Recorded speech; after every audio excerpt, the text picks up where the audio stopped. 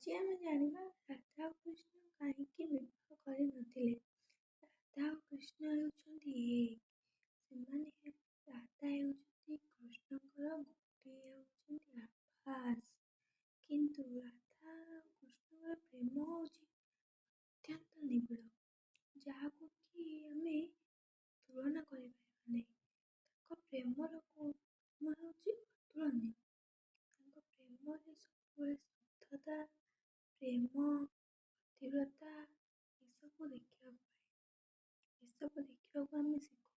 ସେ କାହିଁକି ମ୍ୟାରେଜ୍ କରେନି? କାରଣ ସେମାନେ ନିଜ ହେଉଛନ୍ତି ଗୋଟେ। ଯଦି ସେମାନେ ମ୍ୟାରେଜ୍ କରିଥାନ୍ତି, ଲୋକ, ସମାଜ ବା ଆମ ପୁରା ବ୍ରହ୍ମାଣ୍ଡ ସେମାନଙ୍କୁ ପତି ଓ ପତ୍ନୀର ଜାଗା ଦେଇଥାନ୍ତି।